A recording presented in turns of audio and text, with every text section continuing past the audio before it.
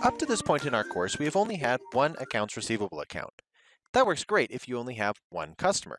But imagine you had 20 customers, and all of them purchased on account and paid off their debts at different times. That would make keeping track of how much each customer still owed you very difficult. The obvious solution would be to create a different accounts receivable account for each customer. But then you don't want to put each one of those accounts on your balance sheet either. That would make a very big report. The solution in accounting was to create what's known as a subsidiary ledger. A subsidiary ledger is a group of similar accounts whose combined balances equal the balance of one specific general ledger account. For example, we could create a subsidiary ledger for accounts receivable that has a separate account for each customer we sell on account to. Then, the total balances for each of these subsidiary accounts equals the total balance on the accounts receivable account in the general ledger. In order for the subsidiary ledger to equal the accounts receivable account in the general ledger, each accounts receivable transaction would need to be posted in both the general ledger and the subsidiary ledgers. Let's look at how this would work in an example. Let's imagine that we have Stuff and Things Incorporated, a wholesale customer that purchased $2,000 of merchandise on account. Since they are wholesale, we don't have to charge them sales tax, so the journal entry for this transaction would simply be to debit accounts receivable for the $2,000 and then credit our sales for the same amount, just like that. Now, this should look familiar to you since the journal entries don't really change when we're using subsidiary ledgers. What's different is how they're posted to the ledgers. So first of all, let's take the accounts receivable line. We have a debit to accounts receivable. If we go to our general ledger, we would post that accounts receivable to the general ledger just like we've always done. So we're going to add the $2,000 debit on January 3rd, and then looking at our balances, remember that I have a debit balance in my accounts receivable right now, and I'm adding a debit to it. Since those two are the same, they're both debits, we're going to add them together.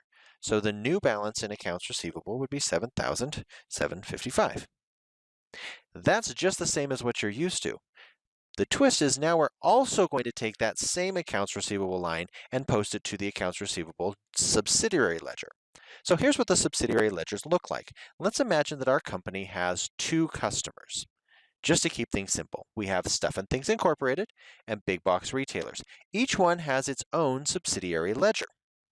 The subsidiary ledgers look just like the general ledger. The only difference is there is a separate one for each customer.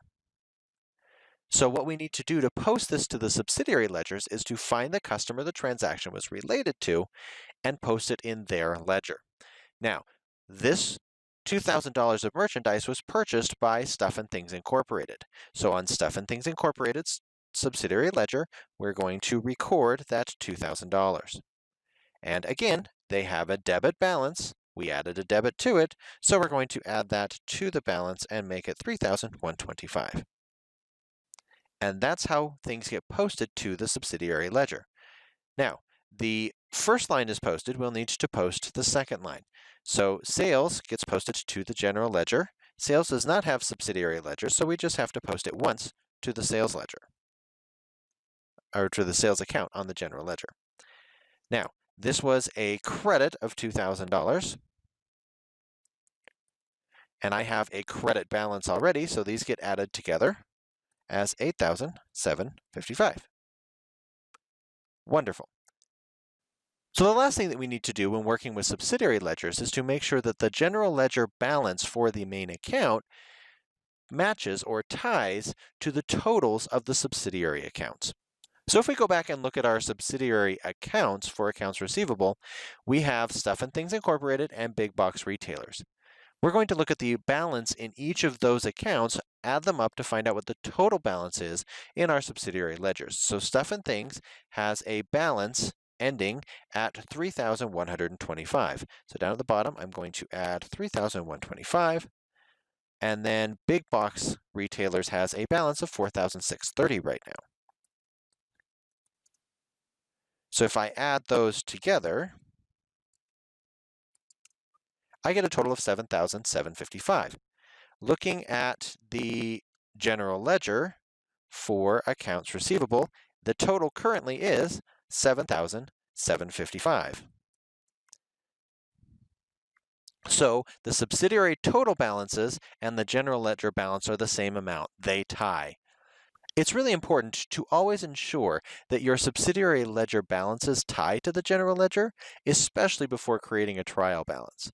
This will ensure that your numbers on your financial reports are accurate, and also that money owed to vendors or money owed by customers doesn't get lost and left unpaid.